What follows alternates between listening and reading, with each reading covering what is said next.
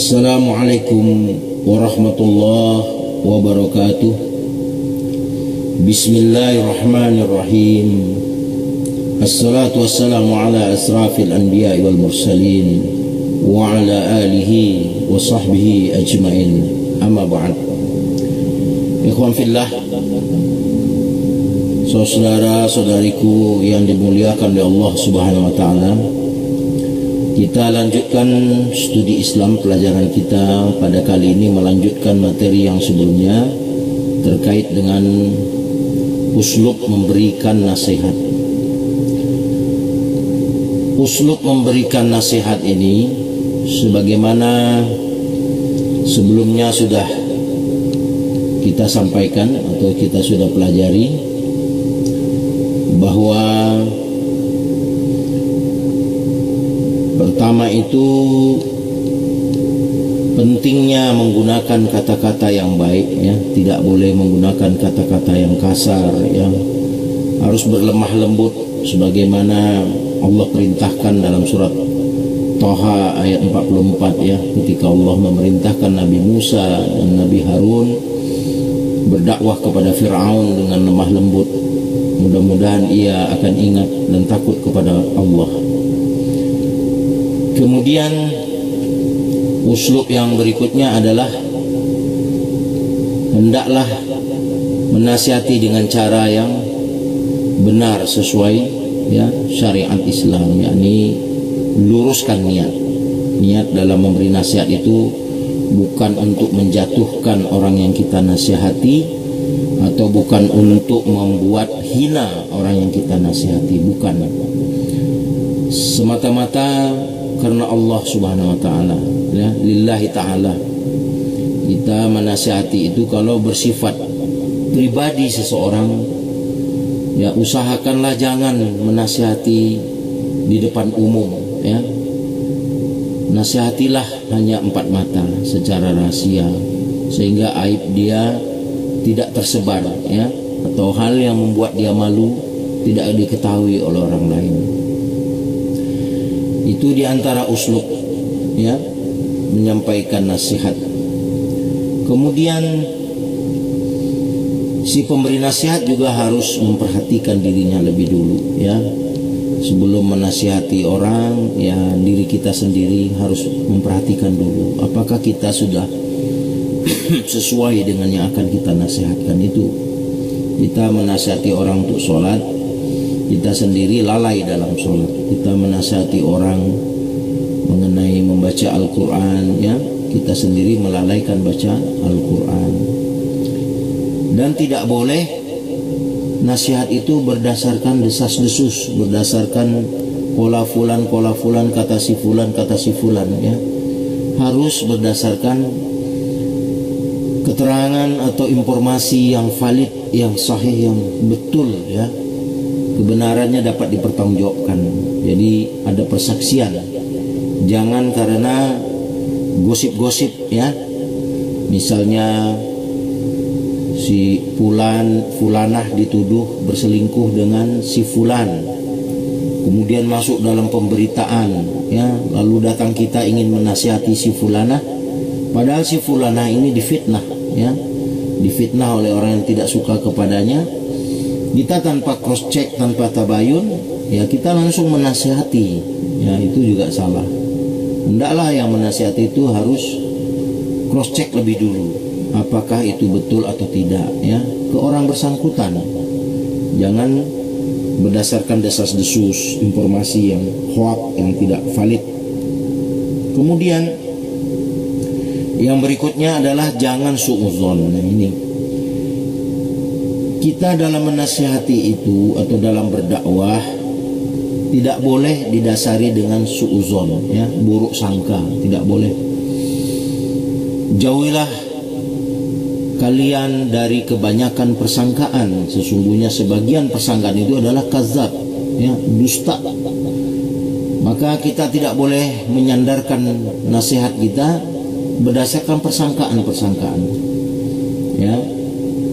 Persangkaan kita memiliki zon, atau persangkaan su'nuzon, ya, bersangka buruk kepada saudara kita, kepada satu kelompok, satu kaum, ya. lalu kita menyampaikan nasihat yang tidak tepat, ya, yang kaum itu tidak melakukan seperti itu, ya, bersangka buruk itu tidak boleh. Bahkan Rasulullah SAW dalam sebuah hadis, ya, di kitab Syu'abul Iman nomor 10.437, Imam Al-Baihaqi, ya, meriwayatkan bahwa seorang mukmin itu selalu mencari uzur, ya, alasan-alasan yang baik terhadap saudaranya. Adapun orang munafik atau orang yang di hatinya ada penyakit nifaknya, kefasikan, dia selalu, ya, mencari-cari kesalahan saudaranya. Nah, itu orang yang biasa mencari-cari kesalahan saudaranya sesama muslim, ya, mencari-cari kesalahan orang lain, itu tanda ada penyakit pada diri orang tersebut, ya, yaitu penyakit apa? Nifak tadi, fasik, ya. Orang munafik itu senang dia kalau mempermalukan orang lain, ya. Dia senang sekali, puas hatinya apabila orang lain itu dipermalukan, ya, dihinakan, ya, nauzubillah min zalik. Adapun orang mukmin itu tidak berbuat demikian. Dia akan mencari uzur, ya, alasan-alasan yang baik untuk saudaranya. Jadi beda itu, ya. Hadis ini diriwayatkan Imam Al-Baihaqi, ya. Dan Rasulullah yang menerangkan bahwa kita itu tidak boleh mencari-cari kesalahan saudara kita sesama muslim, ya.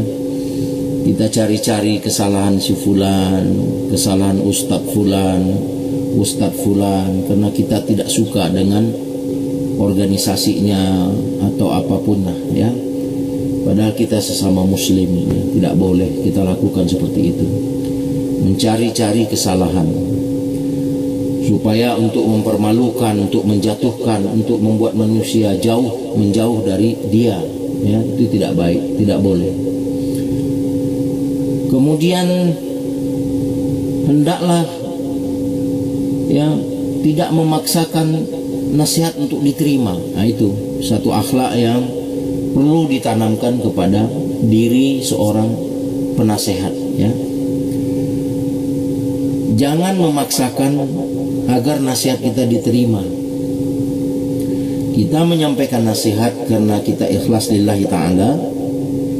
Artinya kita juga lapang dada ketika nasihat itu tidak diterima, ya.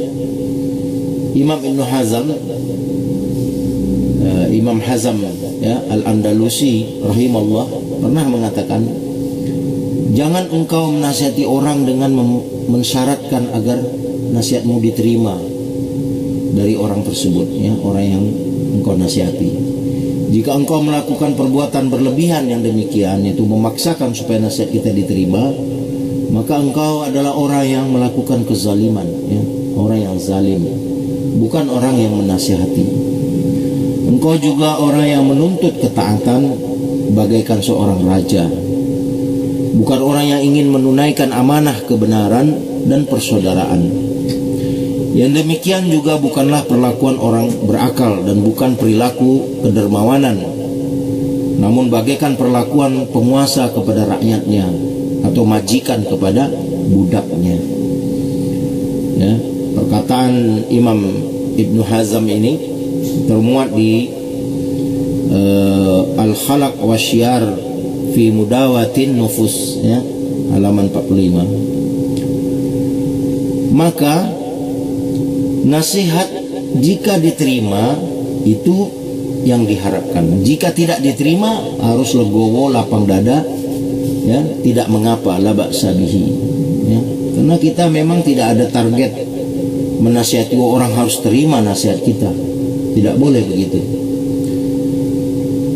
Sebagaimana Imam Malik rahimahullah, ya, gurunya Imam Syafi'i, Imam Malik bin Anas rahimahullah, menyampaikan, ya, bahwa Al-Haytham bin Jamil mengatakan, saya pernah berkata kepada Imam Malik bin Anas, seseorang yang alim berilmu terhadap sunnah Nabi, apakah boleh ia berdebat tentang as-sunnah? Imam Malik menjawab, jangan, namun sampaikanlah tentang as-sunnah. Jika diterima itulah yang diharapkan. Jika tidak diterima, ya sudah, diamkan saja, kata Imam Malik, ya. Ini perkataan Imam Malik ini ada dimuat di kitab Jami' Bayanil Ilmi wa Fadlihi, ya, jilid 2 halaman 94. Memberi nasihat adalah sebuah amalan soleh. Karena dia amalan soleh, maka dia diganjar bukan dari hasil orang mengikuti atau tidak. Yang penting dia sudah menyampaikan nasihat. Adapun orang yang dinasihati itu mengikuti atau tidak mengikuti nasihat itu, si pemberi nasihat atau yang menyampaikan nasihat sudah mendapat pahala di sisi Allah Subhanahu wa taala. Karena bukan dari hasil nasihat yang diganjar oleh Allah, ya, tapi dari sisi penyampaian nasihat itu kepada orang yang menyampaikan nasihat. Adapun orang yang menerima nasihat atau mendapat nasihat, dia mau terima atau tidak itu kembali ke maslahat diri dia sendiri. Kalau dinasihati untuk yang benar dia menolak, ya dia akan menempuh mudarat untuk diri dia sendiri. Kalau dinasihati yang benar dia menerima, itu untuk maslahat diri dia sendiri. Adapun yang menyampaikan nasihat tidak memaksakan, ya, nasihatnya harus diterima orang lain. Kemudian pada sesi yang sebelumnya sudah kita sampaikan bahwa Imam Syafi'i juga mengajarkan tentang uslub menyampaikan nasihat itu, jangan menasihati di depan umum perkara pribadi seseorang. Yakni hendaknya memberi nasihat kepada orang lain tidak di hadapan orang-orang banyak. Karena orang yang dinasihati akan tersinggung dan merasa dipermalukan di depan orang-orang.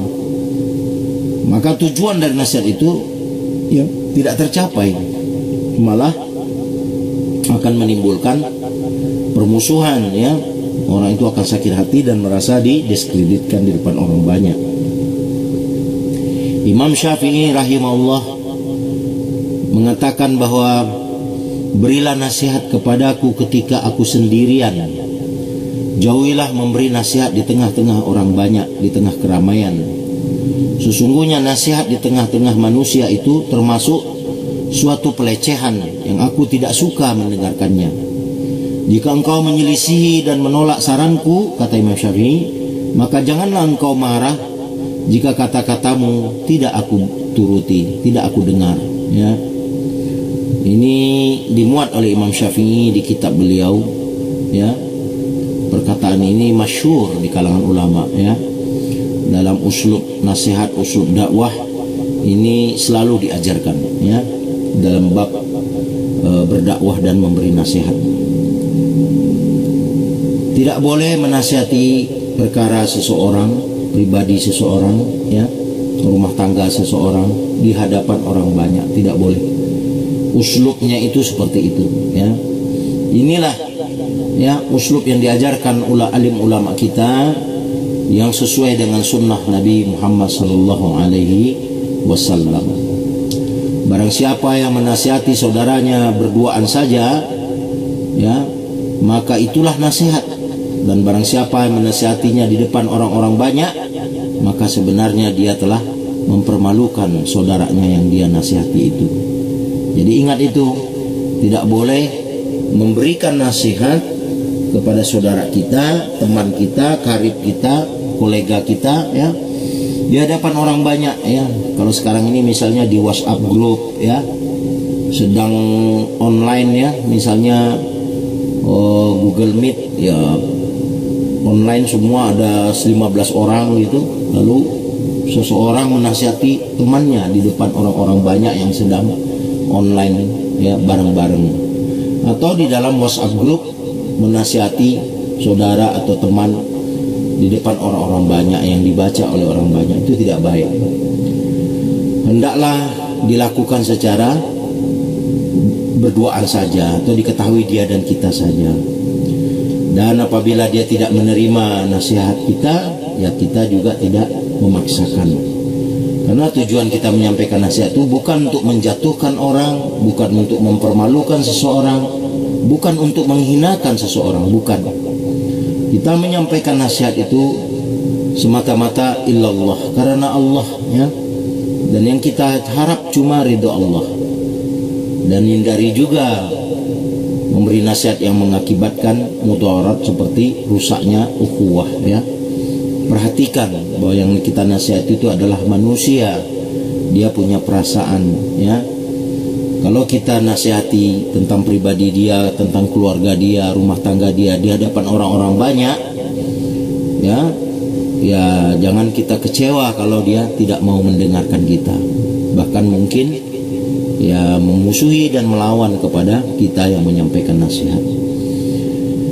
Artinya uslub ini sangat penting. Orang yang tidak memperhatikan dalam uslub nasihat, uslub dakwah ini umumnya menimbulkan masalah pada diri dia sendiri, ya. Misalnya seorang ustadz yang berdakwah berdasarkan kebencian dan permusuhan, kemudian mengambil data-data yang tidak valid, data-data hoak, ya, lalu dia ceramahkan di depan umum. Kemudian ada yang tidak terima karena dia tahu itu adalah berita hoak, ya, dan itu adalah mengungkit permusuhan, membuat perpecahan, ya, kemudaratan di tengah umat, ya, akhirnya menjadi satu masalah petaka besar, ya, di masyarakat. Nah, itulah pentingnya uslub dan akhlak dalam memberi nasihat dan memberikan dakwah. Hendaklah berhati-hati. Dan ciri orang yang berilmu itu bukan kita lihat detailnya dulu, bukan, dia profesor, doktor, bukan, atau dia bergelar yang al-mukarram dan lain-lain. Lihatlah apakah orang ini memenuhi syarat dalam menyampaikan uslub nasihat, uslub dakwah itu sesuai kaidah yang telah ditetapkan oleh ajaran Islam. Di antaranya tidak mengobarkan permusuhan, ya, tidak mempermalukan satu kelompok, golongan, pihak-pihak lain, bukan untuk menjatuhkan orang lain, pribadi seseorang, dan juga tidak dalam rangka, ya, mencari-cari kesalahan orang, ya. Nasihat itu betul-betul disampaikan karena Allah, dan bila perlu kalau itu sifatnya pribadi orang atau kelompok orang, ya, tidak disampaikan di depan umum. Sampaikanlah, ya, empat mata atau secara rahasia dengan mereka. Dan bila nasihat kita tidak diterima, kita tidak boleh juga kecewa atau marah, karena kata Imam Malik, apabila seruanmu kepada sunnah ditolak, maka ya sudah, ya, tidak mengapa, tidak apa-apa. Itu kembali kepada niat kita menyampaikan nasihat itu sebenarnya adalah untuk, ya, kebaikan bagi orang yang kita nasihati, bukan keburukan. Kemudian yang berikutnya adalah jangan melakukan takhrisi. Artinya takhrisi ini memancing pertengkaran antara orang-orang yang satu dengan yang lain, ya. Kita tidak boleh memberi nasihat yang mengakibatkan orang lain akhirnya, ya, berperang, berseteru, bermusuhan gara-gara takhrisi yang kita lakukan, ya. Bahasa yang kita gunakan mengandung muatan provokasi, ya, kepada pihak lain, itu tidak boleh.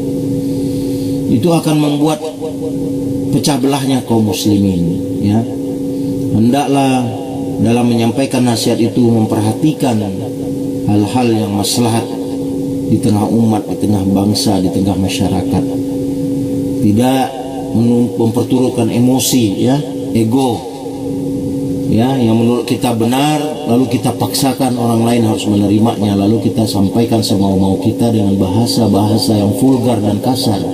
Itu tidak islami, dan Rasulullah tidak seperti itu. Karena apa? Rasulullah SAW pernah menyampaikan, ini hadis sahih diriwayatkan Imam Muslim, bahwa syaitan itu telah berputus asa, ya, untuk membuat orang-orang yang sholat menyembah menyembah setan ya, menyembah iblis di Jazirah Arab. Udah putus asa setan itu, nggak bisa lagi mengajak manusia untuk menyembah dirinya atau menyembah yang lain. Tapi setan masih bisa melakukan takhrisi di antara kaum muslimin, ya, provokasi, ya, mengadu domba, memprovokasi, ya, bagian dari namimah, ya, adu domba, melakukan provokasi atau takhrisi itu adalah bagian dari namimah, adu domba, dan itu adalah dosa besar. Kata Imam Ibnu Katsir, namimah itu ada dua macam, ya, terkadang berupa provokasi atau takhrisi antara orang-orang yang mencerai-beraikan hati kaum muslimin, maka hukumnya haram secara kesepakatan alim ulama kaum muslimin. Ada di kitab tafsir Ibnu Katsir, ya, As-Samilah, ya, kitab As-Samilah, beliau menyampaikan tentang itu, bahwa namimah itu ada dua macam, yaitu berupa provokasi, yaitu takhrisi tadi, antara orang-orang yang, ya, antara orang-orang yang ada kaum muslimin, dan mencerai-beraikan hati kaum muslimin, ya, namimah, adu domba. Keduanya itu hukumnya haram secara kesepakatan ulama kaum muslimin. Tidak boleh kita memprovokasi, ya, menghasut, memprovokasi, mengadu domba, ya, satu pihak dengan pihak lain yang tadinya mereka baik-baik saja, gara-gara ucapan kita orang akhirnya saling bermusuhan. Itu tidak dibolehkan. Demikian dulu yang dapat saya sampaikan, nanti kita lanjutkan pada sesi yang berikutnya. Semoga bermanfaat. Yang benar dari Allah Subhanahu wa taala, yang salah dari diri saya sendiri dan godaan syaitan yang terkutuk. Subhanaka la ilaha illa anta, astaghfiruka wa atubu ilaik. Assalamualaikum warahmatullahi wabarakatuh.